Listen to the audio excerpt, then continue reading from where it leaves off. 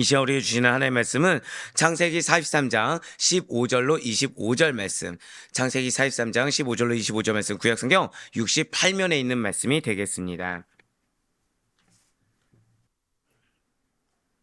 우리 창세기 43장 15절로 25절 말씀 한 절씩 교독하신 후에 마저 25절 말씀은 한 목소리를 합독하도록 하겠습니다. 제가 먼저 15절 말씀 읽도록 하겠습니다. 그 형제들이 예물을 마련하고 갑절의 돈을 자기들의 손에 가지고 베냐민을 데리고 애굽에 내려가서 요셉 앞에 서니라. 요셉은 베냐민이 그들과 함께 있음을 보고 자기의 청지기에게 이르되 이 사람들을 집으로 인도해 드리고 짐승을 잡고 준비하라. 이 사람들이 정오에 나와 함께 먹을 것이니라. 청지기가 요셉의 명대로 하여 그 사람들을 요셉의 집으로 인도하니 그 사람들이 요셉의 집으로 인도됨에 두려워하여 이르되 전번에 우리 자루에 들어있던 돈의 일로 우리가 끌려드는도다. 이는 우리를 억류하고 달려들어 우리를 잡아 노예로 삼고 우리의 나귀를 빼앗으려 함이로다 하고, 그들이 요셉의 집 청지기에게 가까이 나아가 그 집 문 앞에서 그에게 말하여 이르되 내 주여 우리가 전번에 내려와서 양식을 사가지고 여관에 이르러 자루를 풀어본즉 각 사람의 돈이 전에 그대로 자루하기에 있기로 우리가 도로 가져왔고 양식 살 다른 돈도 우리가 가지고 내려왔나이다. 우리의 돈을 우리 자루에 넣은 자는 누구인지 우리가 알지 못하나이다. 그가 이르되 너희는 안심하라. 두려워하지 말라. 너희 하나님 너희 아버지의 하나님이 재물을 너희 자루에 넣어 너희에게 주신 것이니라. 너희 돈은 내가 이미 받았느니라 하고 시므온을 그들에게로 이끌어내고 그들을 요셉의 집으로 인도하고 물을 주어 발을 씻게 하며 그들의 나귀에게 먹이를 주더라. 함께요. 그들이 거기서 음식을 먹겠다 함을 들었으므로 예물을 정돈하고 요셉이 정오에 오기를 기다리더니 아멘. 할렐루야. 네, 오늘 변함없이 살아있는 주의 말씀의 은혜를 사모함으로 말미암아 이렇게 우리가 하루의 시작을 말씀과 기도로 영수를 주께서 기쁘게 받으시사, 자, 저를 따라 그렇게 고백하실게요. 나의 걱정을 알고 계십니다. 네, 그렇습니다. 나의 걱정을 다 아시는 하나님께서 우리의 마음 가운데 평강을 주실 것을, 마음 가운데 믿음의 확신을 주실 것을 믿는 믿음의 확신으로 말미암아 우리 이 자리에 함께 하시는 모든 성도님들을 주님의 환영하고 축복합니다. 방금 전에 여러분들 선포한 내용이 바로 그것이 오늘 본문의 메시지입니다. 네, 그렇습니다. 지금 계속해서 우리는 창세기 가운데서도 37장부터 50장까지, 그 중에 요셉의 행적 중에서도 42장부터 45장까지를 통해서 은혜 받는 시간을 가지고 있다는 것이죠. 42장부터 45장까지의 내용이 무엇이라고 말씀을 드렸습니까? 지금 중근동 집안 전역에 닥친 대기근이 있습니다. 그 대기근을 넘길 식량을 구입하러 온 형들과 애굽에서 이미 총리가 된 요셉이 제외하게 되었다는 것이죠. 그 결과 요셉의 모든 가족을 애굽으로 초청하는 내용이 42장부터 45장까지 기록되어 있다고 말씀을 드렸어요. 그리고 오늘 보면 창세기 43장에서 15절에서 25절까지의 말씀은 식량을 구입하기 위해 애굽으로 온 요셉의 형들이 청지기, 잘 기억하셔야 됩니다. 청지기의 인도로 요셉의 집에 방문하게 된 내용이 오늘 본문 메시지라는 것이죠. 사실 42장에서 45장까지 보실 때 조금 더 은혜가 되는 것은 지금 성경은요, 특히 하나님께서는 의도적으로 요셉과 야곱의 가족들을 대비해서 보여주고 있습니다. 요셉과 가족의 대비, 요셉과 요셉의 형들의 모습을 대비하면서 믿음 있는 자가 어떠한 모습인지, 믿음이 없는 자, 세상 가운데 빠진 자들이 신앙이 나태해진 자가 어떤 모습인지를 보여주고 있다는 것이죠. 오늘 역시도 사실 그것이 마찬가지라는 거예요. 자, 먼저 창세기 43장 15절부터 17절까지의 말씀을 보도록 하시겠습니다. 그 형제들이 예물을 마련하고 갑절의 돈을 자기들의 손에 가지고 베냐민을 데리고 애굽에 내려가서 요셉 앞에 서니라. 요셉은 베냐민이 그들과 함께 있음을 보고 자기의 청지기에게 이르되 이 사람들을 집으로 인도해 드리고 짐승을 잡고 준비하라. 이 사람들이 정오에 나와 함께 먹을 것이니라. 청지기가 요셉의 명대로 하여 그 사람들을 요셉의 집으로 인도하니 아멘. 지금 요셉의 형들은 예물과 돈과 함께 막내 동생 베냐민을 데리고 애굽에 있는 요셉을 찾아왔습니다. 어제 말씀 들어서 아시겠지만 지금 야곱이 변화됐습니까? 안 되었습니까? 야곱이 변화됐죠. 극적으로 변화되었습니다. 그러면서 이전에는 약속도 중요하지 않아요. 사람의 도리 중요하지 않습니다. 자기밖에 모르던 자가 이제는 사람의 도리를 하기 위해서 단순히 시몬을 데려오려는 목적도 아니고 약속을 이루기 위해서, 약속을 지키기 위해서 이제는 시몬을 데려오기 위해서 베냐민뿐만 아니라 오히려 갑절의 돈으로, 감사의 의미, 그리고 자신의 마음을 표현하는 의미로 갑절의 예물을 보냈다는 것이죠. 지금 그렇기 때문에 요셉의 형들은 지금 애굽에 있는 요셉을 찾아온 데 있어서 비록 약속을 뒤로 미루긴 했지만, 즉시로 약속을 이룬 것은 아니지만 그래도 어느 정도 도리를 다하기 위해서 왔다라고 볼 수가 있을 것입니다. 그리고 요셉은, 그러한 요셉의 형제들이 자신 앞에 서자마자 가장 먼저 누구를 찾아보느냐? 곧바로 베냐민부터 찾아보고 있다라는 거예요. 20여 년 전 요셉 자신이 애굽으로 팔려올 때만 해도 베냐민은 갓난아기였습니다. 그러나 이제는 20세를 넘어서 어여산 청년으로 변해 있는 베냐민이라는 거죠. 그렇기 때문에 지금 요셉이 바라보는 이 베냐민의 눈초리는 어떠한 악의적인 눈초리나 어떠한 뭔가 계략을 꾸민 눈초리가 요셉의 눈초리가 아니라는 거예요. 지금 요셉이 동생 베냐민을 큰 관심과 애정을 가지고 아주 면밀하고도 자세하게 사랑 가득한 눈으로 살펴보고 있다는 것이죠. 그러면서 요셉은 몇십 년 만에 만나게 된 베냐민을 환영하면서 형제들과 함께 식사하기 위해서 청지기를 시켜 무엇을 요청하였습니까? 지금 2절 잠깐, 그 16절 말씀을 잠깐 보시면 짐승을 잡으라. 지금 짐승을 잡고 준비하라라고 말을 하고 있다는 거예요. 자, 지금 짐승을 잡는다는 것이 무엇이죠? 잔치 준비죠. 이거를 그냥 기록한 것이 아닙니다. 지금 요셉이 이미 말을 했어요. 축하해 주기 위해서, 환영해 주기 위해서 준비하라고 누구에게 말을 했습니까? 청지기에게 말을 했다는 거예요. 지금 이 16절, 15절이 지금 말하는 의미가 여러 가지 내포되고 있습니다. 그 가운데 먼저 요셉의 명을 받들어서 짐승을 잡게 된 청지기. 이 청지기는 어떠한 자입니까? 이 청지기요. 여러분들 이 창세기 특히나 요셉 같은 경우에는 이 단어 하나를 그냥 쓴 것이 아닙니다. 이 단어 하나에도 은혜들이 다 담겨 있어요. 자, 청지기가 무엇이죠? 주인의 집을 총괄하는 자입니다. 여러분들 이걸 기억하셔야 돼요. 교회 일꾼을 뭐라 얘기하죠? 청지기라 얘기하죠. 주인의 집을 총괄하는 자입니다. 교회의 주인이 누구십니까? 예수님이시죠. 예수님께서 일꾼들에게 맡기신 거예요. 총괄하라고 맡기신 것입니다. 자, 방금 뭐라 말씀드렸죠? 총괄하라고 맡기신 것입니다. 그냥 내가 맡은 이 봉사 영역 일부분만 하라, 내가 지금 하고 있는 이 사역 일부분만 하라라고 맡긴 것이 청지기가 아닙니다. 결국 내가 만약에 예를 들어서 우리가 지난주에 이제 그 겨울 사역이 끝났죠. 교사로 헌신한다 생각해 봅시다. 교사 또는 교육부장으로 섬긴다고 한번 생각해 보세요. 그러면은 교사든 교육부장이든 섬길 때는 이 부서를 통해 무엇을 섬겨야 되는 것입니까? 교회 전체를 섬긴다고 생각하셔야 되는 거예요. 이 사역을 통해 교회 전체의 얼굴을 내가 대신하고 있다라고 인식할 수 있어야 된다는 것이죠.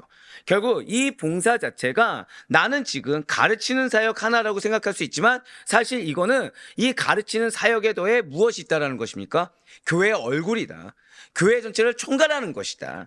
이 가르치는 사역이 가르치는 사역으로 끝나는 것이 아니라 나의 사역의 승패 여부에 따라서 교회 전체적인, 마치 이 관리하는 데 있어서 어느 거 하나 소홀히 할 수 없는 것처럼 이 관리하는 거에 있어서 이 한 부분이 뭔가 미스가 나게 되면 다른 부분에서도 미스가 날 수 있다는 거시적인 그 관점에서 바라볼 수가 있어야 된다는 것이죠. 그래서 교회 일꾼을 청지기라고 한다는 거예요. 결국 청지기의 가장 바람직한 자세, 청지기가 가져야 될 가장 필수적인 자세가 무엇입니까? 하나만 바라보는 것이 아니라 넓은 관점에서 바라볼 수 있어야 된다는 것이죠. 교회 전체를 바라볼 수 있어야 된다는 거예요. 전체를 통한 부서, 전체를 통한 사역을 볼 수 있어야 되는 것입니다. 네, 그것이 청지기예요. 주인의 집을 총괄하는 자, 이것이 청지기인 것입니다. 한번 고백하실게요. 총괄하는 자, 그게 청직이라는 거예요. 집안의 모든 재물 가축 노예는 물론이요, 심지어 자녀 양육에 이르기까지 전반적인 것을 맡아 관리하는 사람, 전반적인 것을 맡아 총괄하는 사람을 일컫는 자가 바로 청직이라는 거죠. 자, 그런데 이 청지기는 특별히 요셉의, 지난번에 요셉의 형들이 애굽을 방문했을 때 그들의 곡식 자루에 돈을 도로 넣었던 사람이기도 합니다. 바로 이 장면이 굉장히 놀랍게 감격적인 장면이라는 거예요. 왜이겠습니까? 왜일까요? 한때 요셉 역시도 종으로 애굽에 팔려왔죠. 누구의 집에요?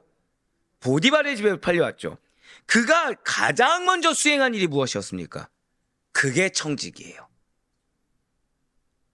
보디발의 집에 와서 제일 먼저 수행한 일이 바로 청직이었습니다. 시위대장 보디발의 집에 모든 일을 주관하던 청직이었다는 것이죠. 당시의 요셉은 억울하게 팔려왔습니다. 그래서 남의 것을 내가 도맡아 하면서 내가 내 것도 아닌데 왜 이렇게 해야 돼? 항변하지 않았어요. 억울해하지 않았습니다. 더불어서 상황에 도취돼서 하나님께서 자신에게 주셨던 꿈을 잊어버리지도 않았어요. 믿음을 지키면서 묵묵하게 맡겨진 일들을 성실하게 감당했다는 것이죠. 이러한 요셉의 믿음과 성실함을 이미 지켜보고 계셨고 이미 다 알고 계셨던 하나님께서는 이제는 누군가를, 잘 들으셔야 됩니다, 누군가를 보필하던 청지기의 신분이 아니라 이제는 한 나라 전체를 관할하는 애국 총리라는 높은 지위에 오르도록 도우시고, 자, 이전의 청지기 역할은 무엇이었죠? 한 가정이었습니다. 이제는 어떤 청지기죠? 나라를 관리하게 하셨다는 거예요. 자, 그런데 여기서 끝나는 것이 아니죠. 이전에는 내가 섬겼으니까, 내가 섬김을 받았으니까 내가 섬겼어요. 그런데 이제는 오히려 다른 청지기의 보좌와 섬김을 받을 수 있는 처지로 바꿔주셨다는 거예요. 고백하실게요. 역전의 하나님. 그렇게 만들어주셨다는 거예요. 그렇습니다. 이러한 극적인 변화가 지금 요셉의 삶에 일어났다는 거예요. 즉 오늘 본문 15절에서 나온 그 청직이라는 단어가 실상은 하나님의 놀라운 섭리를 담고 있고요, 하나님의 놀라운 은혜를 담고 있다는 거죠. 장수로 똑같습니다. 장에서는 각각의 장마다 청직이라는 단어는 동일했어요. 위치가 다르다는 거죠. 위치가 다르고 사역의 범위가 달라졌고 거기에 따라서 내가 받느냐 내가 섬기느냐 놀랍게 바꿔주셨다는 거예요. 누구나가 다 이렇게 청지기의 신분에서 역전해서 청지기를 두고 사는 총리의 자리에 오를 수 있는 거 아닙니다. 죄송하지만 누구나 다 이럴 수가 있는 것이 아니에요. 하나님의 은혜가 요셉에게 임했기 때문에, 그리고 그 은혜가 어제 말씀처럼 누군가는 은혜가 은혜인 줄 모른다고 말씀드렸죠. 누군가는 은혜가 은혜인 줄 모르고 뭘 한다고 말씀드렸습니까? 원망한다고 말씀드렸어요. 하지만 은혜가 은혜인 줄 아는 자, 어느 상황에서도 하나님을 바라보는 자, 그 하나님 앞에 나의 뜻, 나의 생각을 주장하는 것이 아니라 하나님이 나에게 명하신 것에 대해서 항변하지 않고 토로하지 않고 모른 척하지 않고 적극적인 믿음의 순종, 성실한 순종을 하는 자가 은혜가 임한다는 거예요. 왜요? 그 자는 은혜가 은혜인 줄 알거든요. 그렇기 때문에 그 은혜 앞에 감사 찬양으로 영광 올려드리게 되는 것이지, 마치 이전에 요셉의 형들처럼 원망하는 자, 야곱처럼 원망하는 자로 서 있지 않는다는 거예요. 진실로 하나님께서는 당신의 크신 일들을 이루기 위해서 아예 처음부터 능력이 뛰어난 자, 천재적인 재능이 있는 자들을 선별하여 사용하시기보다는 요셉과 같이 신실한 믿음을 가지고 성실하게 맡은 일을 해나가는 충성된 종들을 통해, 저도 한번 더 고백하실게요. 책임감 있는 성실한 순종.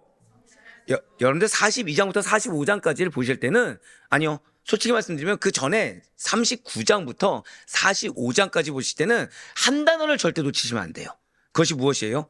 책임감 있는 성실한 순종을 놓치시면 안 됩니다. 예, 맞아요. 그런 종들을 통해서 당신의 뜻하심을 성취해 나가신다는 것이죠. 내가 얼마나 갖추었느냐, 내 환경이 얼마나 받쳐져 있느냐, 내 재능이 얼마나 뛰어났느냐, 내가 과거에 어떤 사랑을, 요셉과 같이 어떤 사랑을 받느냐가 중요한 것이 아니라 지금 내가 책임감이 있는가, 지금 내가 성실한가, 바로 그것을, 내가 원하는 자리에서 성실이 아니라, 한번 고백하실까요? 주어진 자리, 바로 그거예요. 내가 있어야 될 자리, 내가 원하는 자리가 아니라 나에게 주어진 자리, 그 자리에서 책임감 있는 성실한 순종하는 자. 자, 중요한 것이 있죠. 지금 요셉이 책임감 있는 성실한 순종을 한다고 해서 요셉의 것이 됩니까, 안 됩니까? 안 되죠. 한번 또 여쭤볼게요. 아, 목사님, 근데 이 노예로 있었을 때, 청지기 때는 보디발의 집이 형통하지 않았습니까? 자, 그럼 죄수의 신분에 있었을 때는요? 형통이 있습니까, 없습니까? 죄수가 또 다른 죄수를 섬깁니다. 부흥이 있습니까, 없습니까? 부흥이 있을 수가 없죠. 그냥 잘 섬기는 거잖아요. 그럼 지금 요셉의 입장에서는 성실한 순종을 한다고 해서 결과물이 있나요, 없나요? 결과물이 없는 것처럼 보여질 수 있다는 거예요. 한번 고백하실게요. 영적인 결과물. 그런데 영적인 결과물을 쌓아가고 있다는 거예요.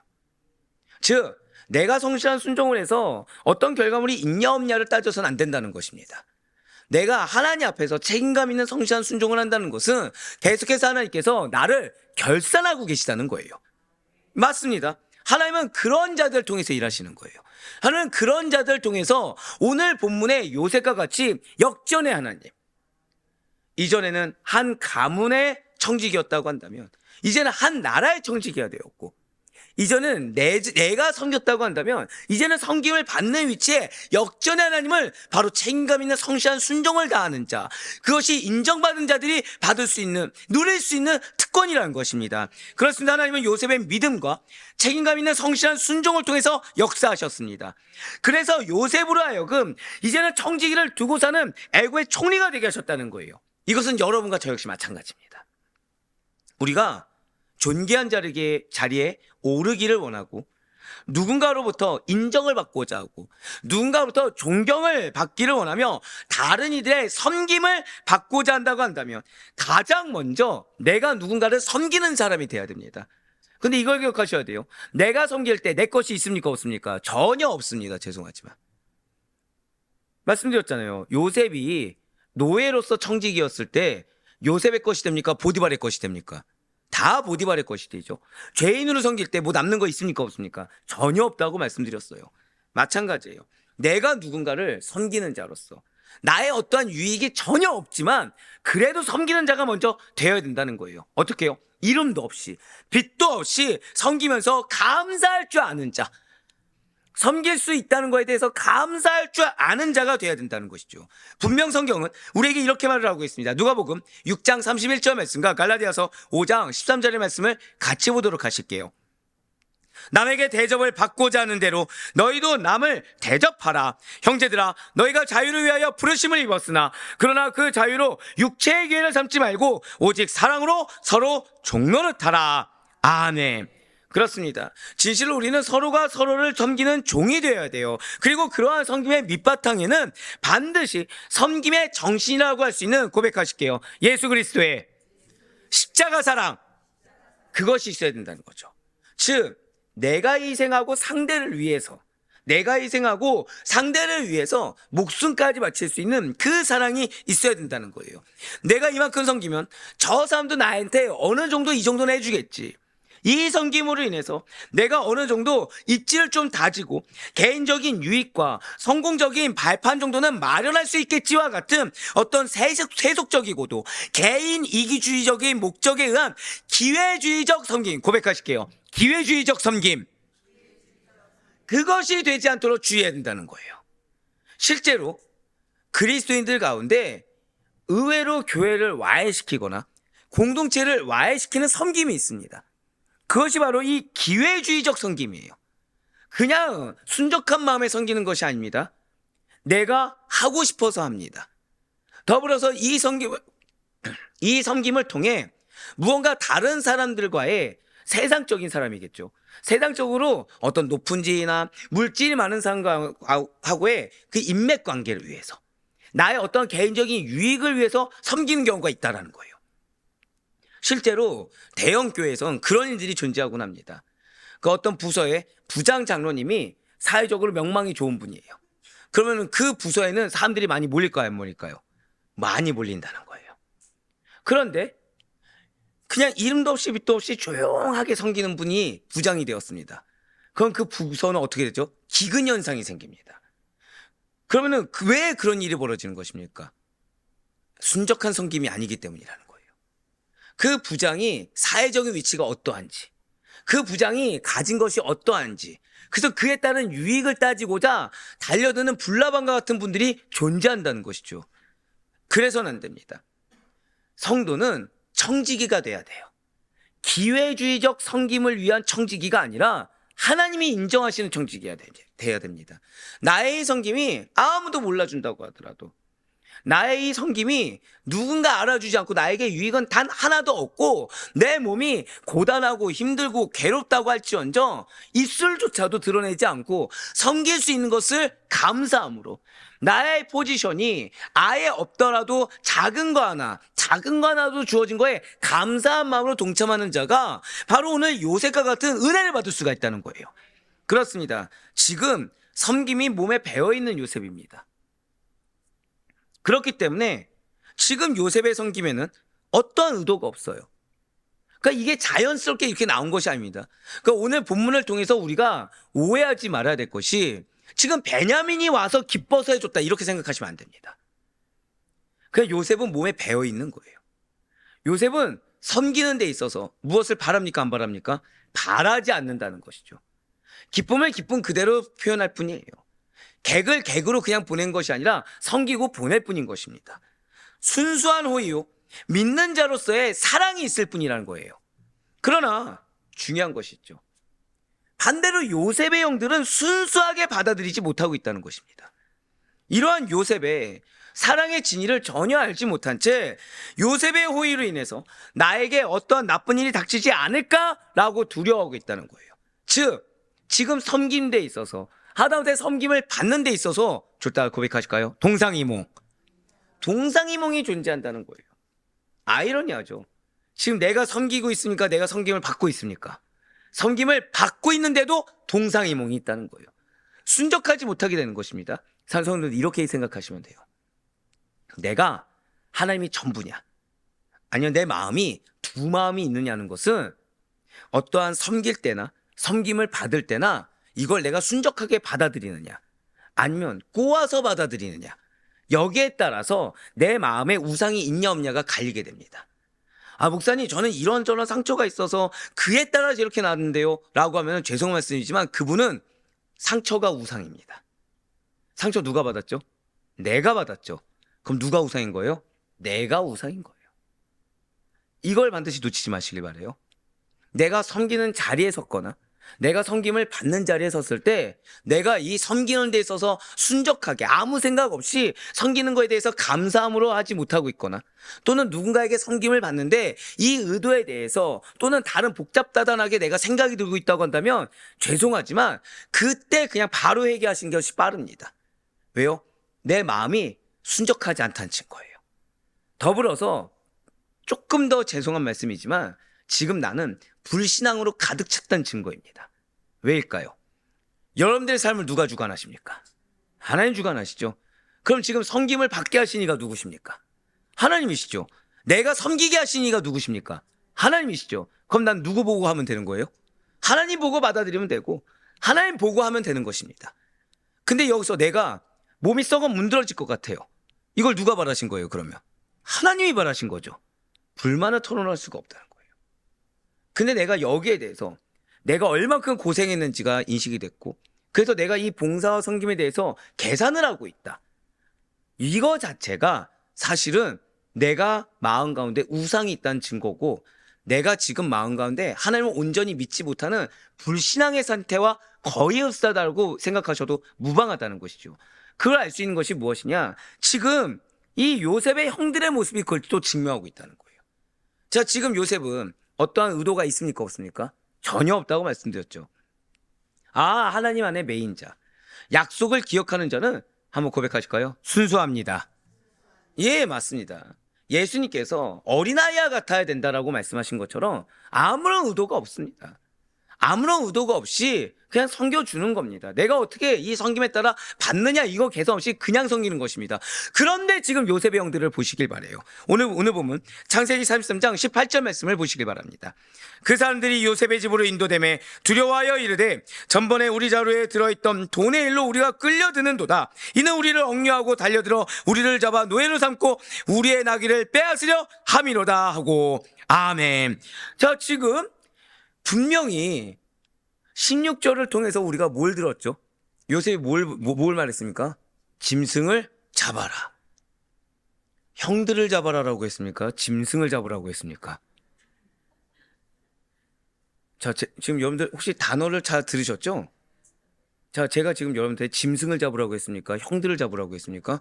짐승이라고 그랬죠. 자, 지금 요셉이 한 말을 형들이 못 알아들었습니까? 알아들었죠. 알아듣습니다. 근데 지금 뭐라고 하고 있습니까? 요셉의 청지기가 형들을 요셉 총리의 관저로 인도하는 일에 대해서 형들이 뭐라고 오해하고 있나요? 붉은색 표현된 물로 보시길 바래요. 우리 자루에 들어있던 돈의 일로 우리가 끌려드는도다. 이는 우리를 억류하고 달려들어 우리를 잡아 노예를 삼고 우리의 나귀를 빼앗으려 함이도다 하면서 오해를 하고 있다라는 거예요. 자, 지금 요셉은 과거에 매여 있습니까? 그냥 현재 상황에 충실합니까? 현재 상황에 충실하죠. 지금 뭐에 매여 있죠? 절대 고백하실게요. 과거에서 벗어나야 합니다. 과거에서 벗어나셔야 돼요. 내가 과거에 얼마나 좋은 생활을 보냈는지도 벗어나셔야 되고, 내가 과거에 어떤 상처가 있었는지도 벗어나셔야 됩니다. 좋은 건 그냥 감사하고 끝나야 되고, 나쁜 거는 타산지석 삼으면 되는 겁니다. 그 과거의 것을 끌어당겨서 현재를 비판하고 현재를 비관하는 것 자체가 굉장히 어리석고 신앙 없는 행동입니다. 지금 어떻게 해요? 아까 여러분들 웃으셨잖아요. 짐승이냐 형이냐. 그런 행동을 우리가 할 수 있다는 거예요. 하나님이 은혜를 주셨습니다. 왜요? 누리라고. 근데 그것조차 지금 어떻게 오해하고 있어요? 내가 죽는도다. 이유가 뭐죠? 기준이 뭡니까? 과거의 상처. 예, 지금 자신들 스스로가 상황을 심히 비약하고 있다는 거예요. 기준이 지금 현재 베푼 요셉의 의도가 아닙니다. 지금 아이러니하죠. 형들은 누구 눈치를 봐야 돼요? 총리의 눈치를 봐야 되는 상황이죠. 왜죠? 시몬을 데려가야 되고 곡식을 또 구해야 됩니다. 이 결정권자가 누구입니까? 요셉의 눈치죠. 결국 지금 형들은 지금 누구를 살펴야 됩니까? 나를 살펴야 됩니까? 요셉을 살펴야 됩니까? 근데 지금 누굴 살피고 있습니까? 내 마음이야, 내 마음 또. 아이러니하지 않습니까? 나에게 은혜를 줄 수 있는 사람, 나에게 해결책을 줄 수 있는 사람이 뭘 원하는지가 중요한 것이 아니라 지금 누가 중요해요? 내가 중요해요. 그래서 내가 지금 상황을 비약해서 판단하고 있습니다. 이게 맞습니까? 틀립니까? 전혀 틀리죠. 근데 요셉의 형들은 전혀 틀린지 모르고 있어요. 지금 요셉의 형들은 전에 요셉의 신문을 받았을 때 자신들이 정탐꾼으로 오해받은 원인은 동생 요셉을 팔았기 때문이다 라고 생각했습니다. 그리고 식량을 담은 자루에서 자신들이 지불했던 돈 자루가 발견되자 스스로가 혼이 나서 떨기도 했다는 거예요. 자, 지금 여기에서 어떤 외압이 있었나요? 없었나요? 전혀 없었죠. 지금 우리가 동생 요셉을 팔았기 때문에 정탐꾼으로 오해받은 거야. 누가 생각한 겁니까? 내가 생각했죠. 자, 지금 돈자루가 발견돼서 누가 뭐라고 했습니까? 안 했습니까? 아무도 안 했는데 누가 떨었죠? 내가 떨었죠. 기준이 근데 뭐가 됐어요? 나 혼자 착각한 게 기준 돼서 지금 이러고 있어요. 나 혼자 생각했던 거, 나 혼자 두려워 떨던 게 기준 돼서 또다시 지금 이러고 있는 겁니다. 여러분들 기억하시기 바라요. 사람은 과거를 미워합니다. 좋은 쪽이든 안 좋은 쪽이든 미워합니다. 내 현재 상황이 안 좋잖아요. 과거에 좋았던 것으로 착각합니다. 내 현재 상황이 좋잖아요. 그럼 과거가 안 좋은데 내가 얼마나 놀랍게 극복해서 현재 상황이 있는지 스스로를 자화자찬하는 것이 사람이라는 거예요. 마치 누구처럼요? 지금 요셉의 형들처럼. 이러한 이유들로 인해서 요셉의 형들은 요셉이 그들을 대접하기 위해 총리 관저로 인도하고 있음에도 불구하고 이제는 잡혀서 종이 되고 모든 소유물을 빼앗길 것이라고 지레 오해하면서 넘겨 짚어서 생각하고 있다는 거죠. 흔한 말로 모 눈엔 뭐만 보이고 있는 것입니다. 그래서 요셉의 형들은 청지기에게 상전에게나 부를 법한 주여라는 호칭을 또 써버렸어요. 지금. 자, 왜 야곱 앞에서 우리는 당당하게 얘기한 것이 왜 드러난지 아시겠죠? 이전에 요셉 앞에서 어떻게 했죠? 주여. 아버지 앞에서 어떻게 했습니까? 우리는. 근데 지금 이제는 요셉도 아니고 요셉의 청지기 앞에서 또 뭐라고 하고 있어요? 주여. 기회주의자. 기회주의자죠. 자루에 남아있던 돈에 대한 결백을 또 구구절절하게 장황하게 설명까지 하기 시작한 것입니다.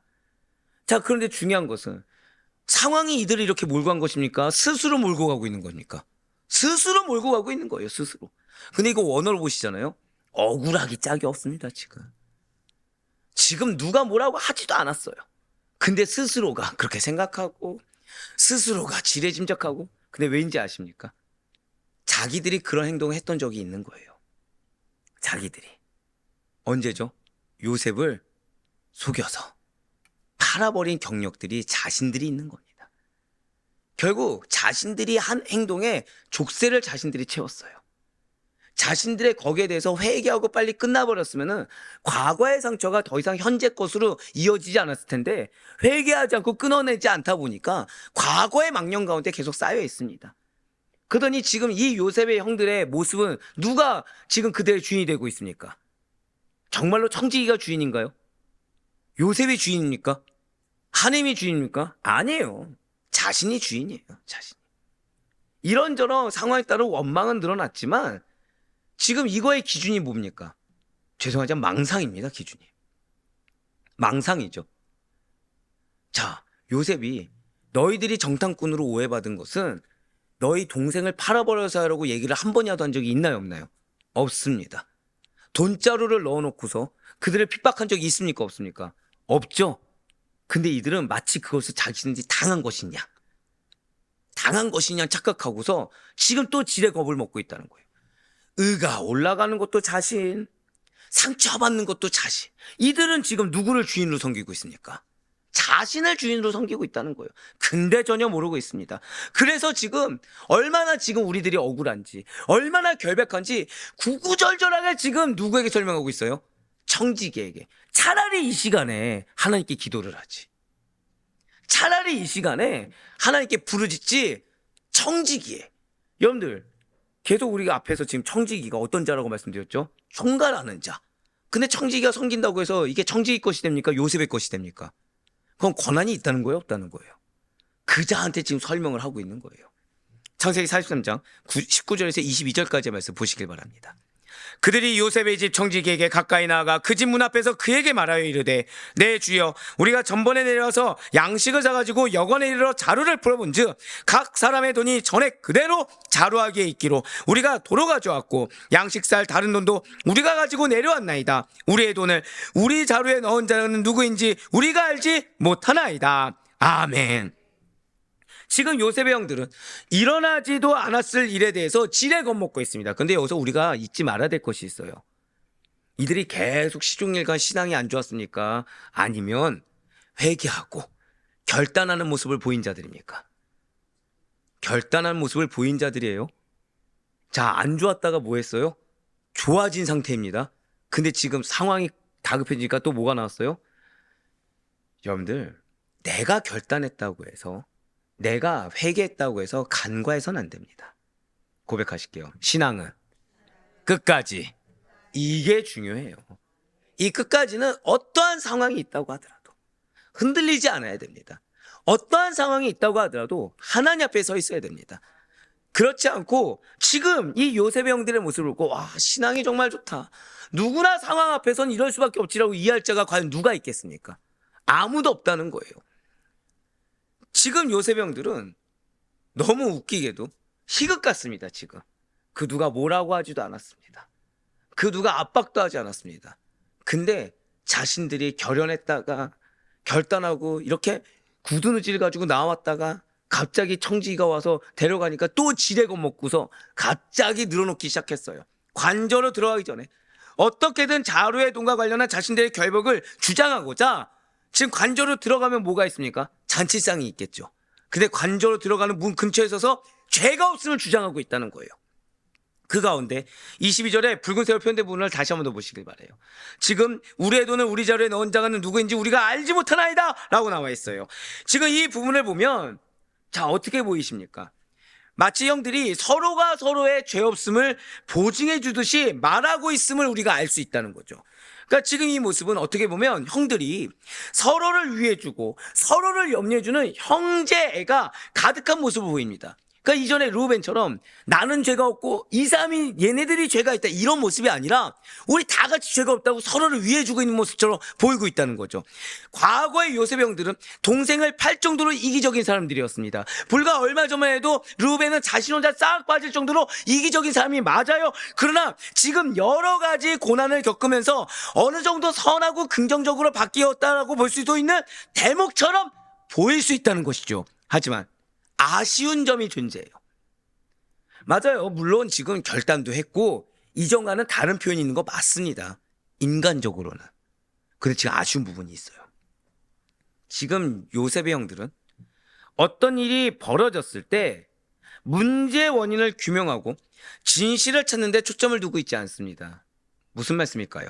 고백하실게요. 극복하고 이겨내야 합니다. 지금 그렇게 하고 있지 않다는 거예요. 미래에 닥칠 고난들을 지금 어떻게 하면 책임지지 않고 회피할 수 있을지에 더 관심을 둔 모습이라는 거죠. 지금 어떻게 하면 그냥 회피할 수 있을까? 어떻게 하면 책임지지 않고 은근슬쩍 잘 넘어갈 수 있을까? 자, 은근슬쩍 잘 넘어가는 거 들으신 적 있습니까? 없습니까? 어제 있죠? 자, 야곱이 언제까지 버텼습니까? 곡식을 다 먹을 때까지. 그 다음에 애굽에 가서 해결하라고 했습니까? 조금 사오라고 했습니까? 똑같은 모습이라는 거예요. 똑같은 모습입니다, 지금. 빨리 그 상황만 슬쩍 모면해서 그냥 시므온 데리고 빨리 곡식을 좀 사서 가기만을 바라는 거예요, 지금. 지금 형들은 자신들이 애굽 총리의 집에 억류되어서 당하게 될 고난과 어려움을 지레짐작해서 괜스레 대비하지 않아도 될 부분까지 대처하느라 진땀을 빼고 있습니다. 그러면서 말하지 않았으면 차라리 말하지 않았으면 속내가 드러나지 않았는데 이 말하는 바람에 속내가 쏙쏙 드러나고 있는 거예요.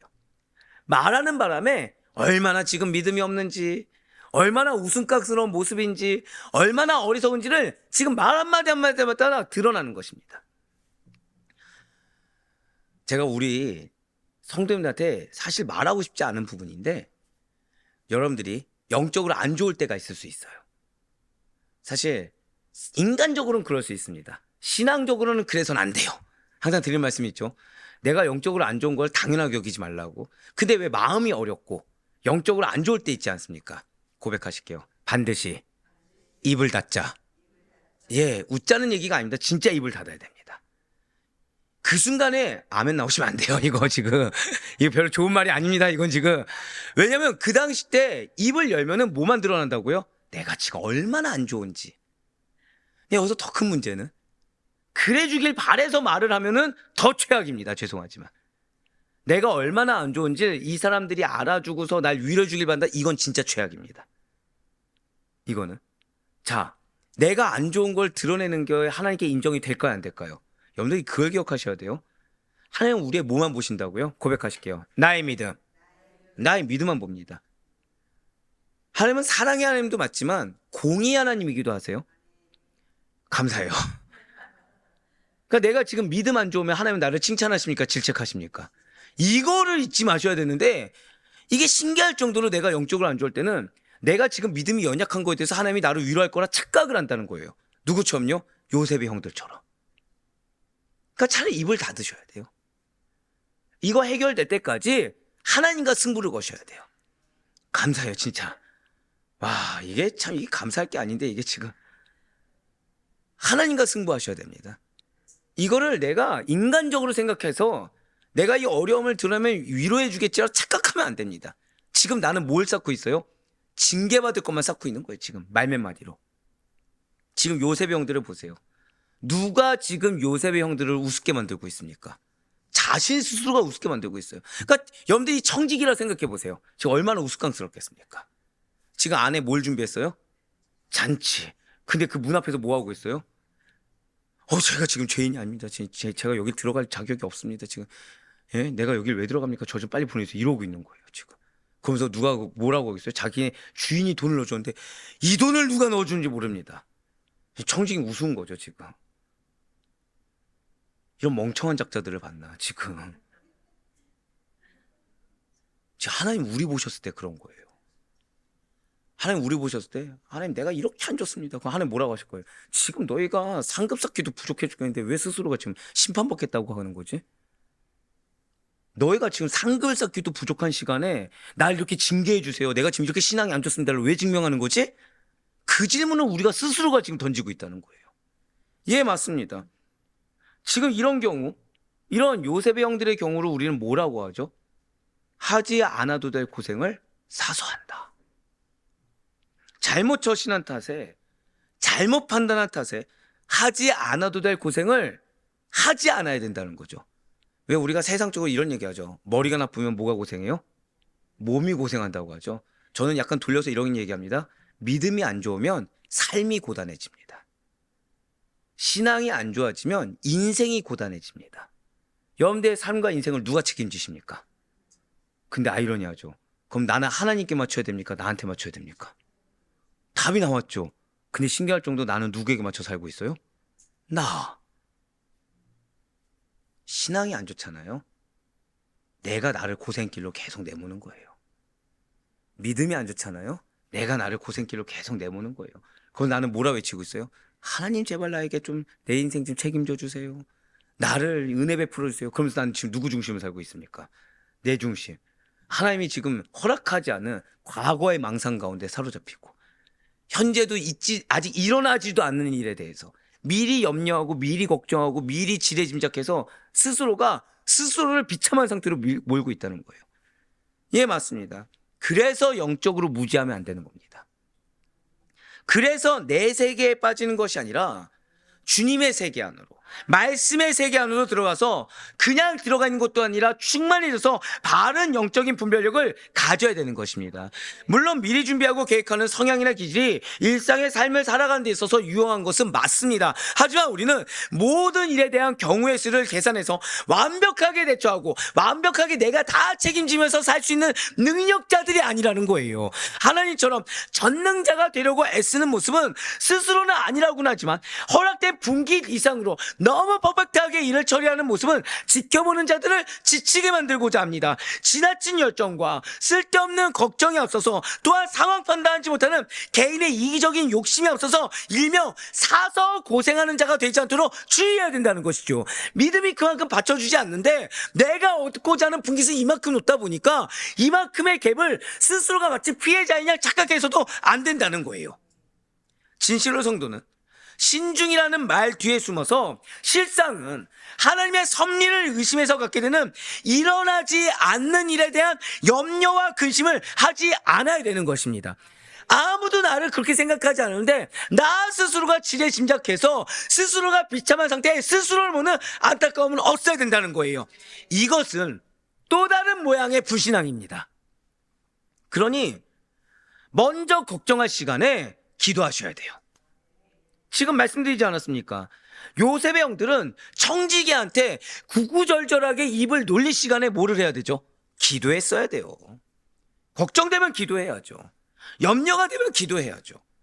그런 압박적인 상황이 딱 주어졌을 때 그 사람 앞에서 얼마나 내가 억울한지를 얘기하기 전에 기도를 해야죠. 내가 책임질 일이 있으면 책임지면 되는 것이고 그것이 내 일이 아니면 하나님이 벗겨가 주시겠지라고 믿는 믿음으로 기도하고 책임감 있는 성실한 순종을 다하면 되는데 지금 보세요. 염려만 하고 있습니다. 사람 앞에 얘기하고 있어요. 염려할 시간에 기도하는 우리가 되시기 소망합니다. 염려할 시간에 말씀을 보고 나에게 주신 그 말씀을 되새기며 신뢰하며 순종으로 행할 수 있는 우리가 되길 간절히 소망합니다. 우리가 아는 대부분의 걱정은 쓸데없는 경우가 많음을 잊지 마시길 바라요. 지금 요셉의 형들이 그러합니다. 오늘 본문에서 요셉의 형들이 사서했던 고생이라는 거, 자 지금 청지기한테 얘기하는 시간이 필요합니까? 무용합니까? 다 무용한 시간이죠. 근데 이 무용한 시간을 하나님께서는 지금 단 하나의 오차도 없고 쓸모없는 말이 하나도 없는 성경에 왜 기록하셨겠습니까? 많은 자들이 똑같다는 거예요. 그래서 제발 이 요셉의 형들과 같은 모습을 보이지 말라는 것입니다. 요셉의 형들은 야곱 앞에서는 허세를 부렸죠. 물론 그 모습이 변화된 모습도 맞을 것입니다. 근데 또 상황 닥치니까 뭐가 드러났습니까? 내 속내가 무엇으로 가득 찬지가 드러났어요. 그러더니 뭐가 나왔습니까? 인간의 언어가 나왔죠. 그러지 말라고 기록하신 거예요. 그러지 말라고 오늘 본문 가운데 굳이 지금 요셉의 형들이 얼마나 구구절절하고 얼마나 지금 하찮고 얼마나 어리석고 얼마나 어릿광대 같은 모습을 보이고 있는지를 보여주는 것입니다. 잊지 마셔야 돼요. 자, 지금 요셉의 청지기는 이스라엘 사람입니까? 애굽입니까? 이방인 애굽 사람이죠. 요셉의 형들은 어디 사람입니까? 하나님의 선민 이스라엘인이에요. 근데 누가 웃음꼴을 당하고 있습니까? 결국 누구 얼굴에 먹칠을 하고 있죠? 하나님 얼굴에 먹칠을 하고 있어요. 그걸 모르고 있는 거예요. 그러니까 지금 내 말을 하는 것 자체가 죄가 된다는 걸 모르고 있습니다. 내 억울함을 드러내는 거, 내 입장을 드러내는 거, 내가 위로받기를 원하는 것이 하나님 얼굴에 먹칠한다는 것을 전혀 모르고 있다는 거예요.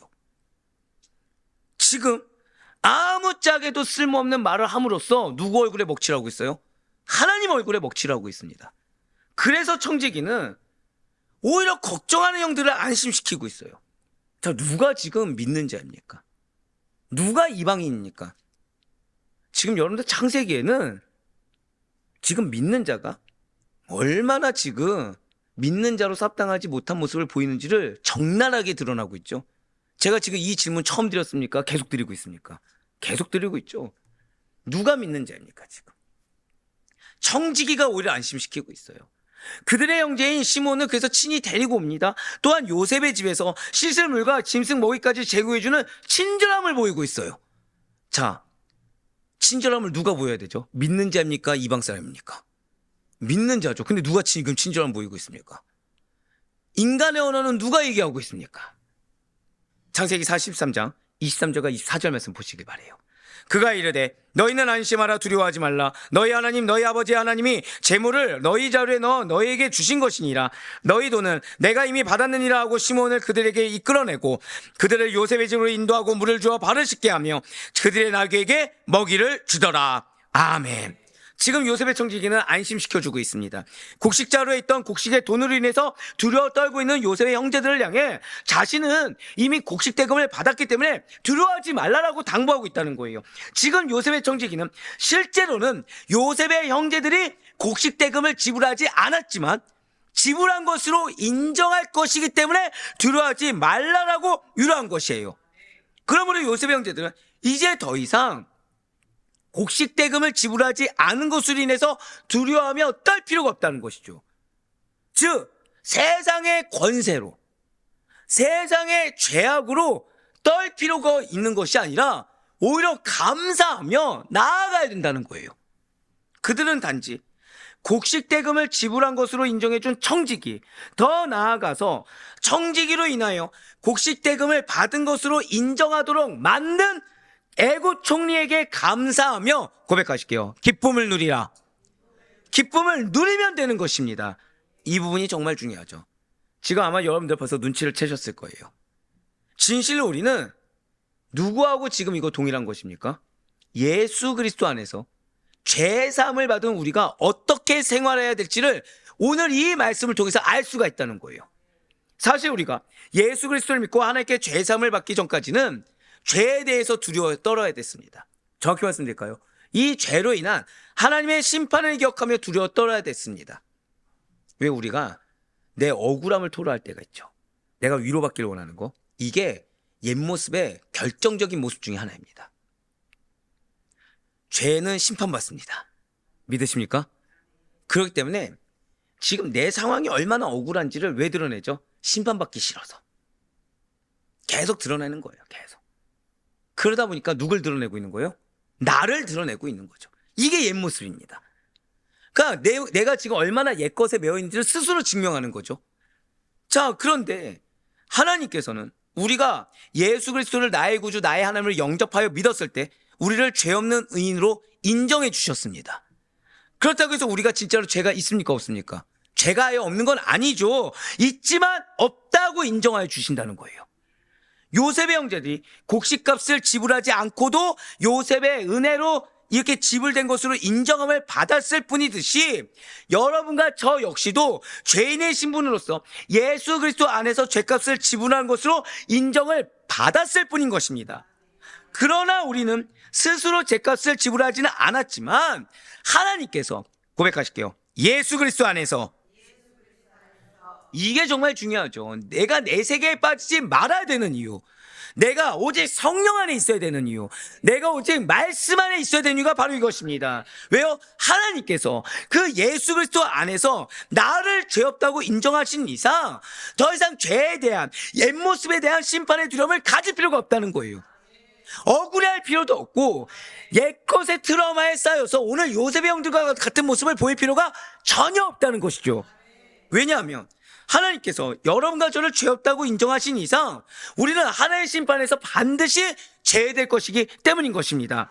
그렇기 때문에 우리가 가질 것은 스스로 지레짐작한 어떠한 두려움, 어떠한 염려, 어떠한 상처가 아니라 오직 고백하실게요. 믿음과 감사. 믿음과 감사 외엔 가질 것이 없다는 거예요. 그거 외에 다른 것을 가진 것이 나 스스로가 예수 그리스도 밖으로 벗어나는 것이고, 나 스스로가 죄악된 내 세계에 스스로 빠져버리는 안타까운 모습이라는 것입니다. 그러면서 이제 마지막으로 창세기 43장 25절 말씀 보시길 바라요. 그들이 거기서 음식을 먹겠다함을 들었으므로 예물을 정돈하고 요셉이 정오에 오기를 기다리더니. 아멘. 그렇습니다. 우리가 해야 될 것은 인내예요.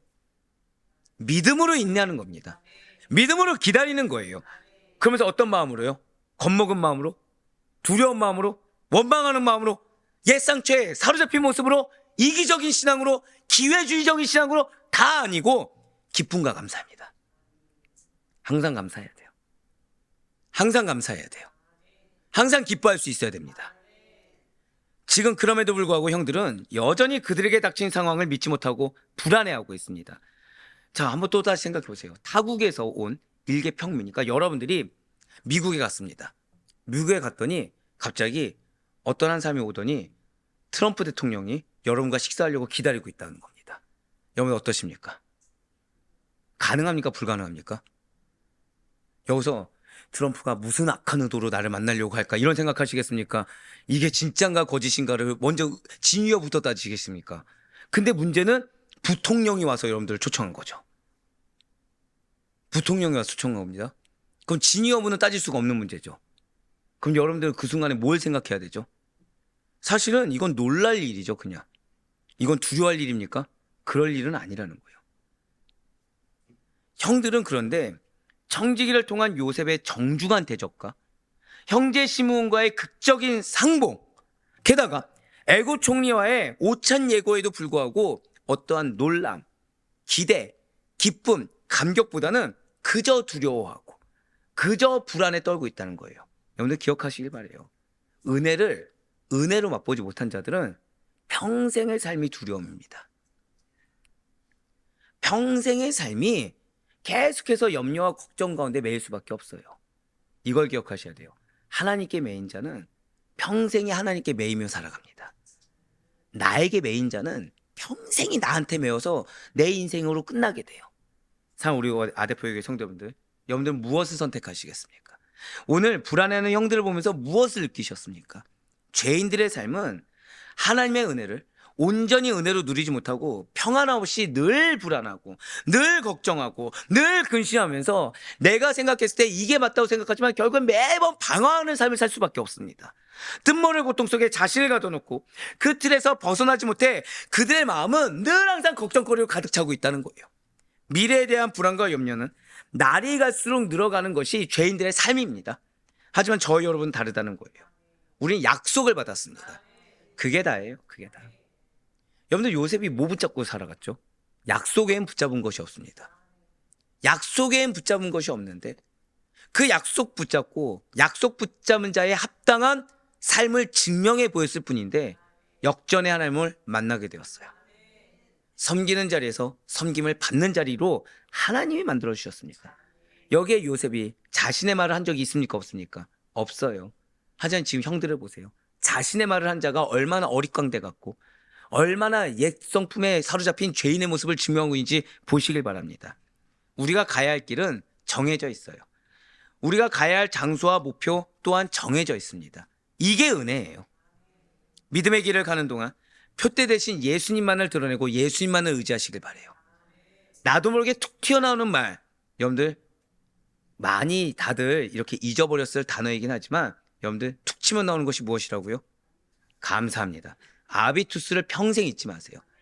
내가 나도 모르게 나오는 말 한마디가 신앙인지 나인지, 내가 나오면 뭐예요? 아, 나 지금 내가 우상이구나.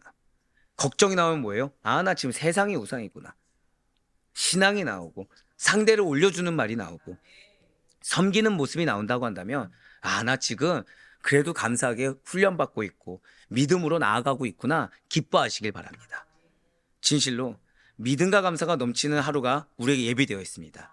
이게 팩트고 이것이야말로 은혜라는 사실을 절대 잊지 마시길 바라요.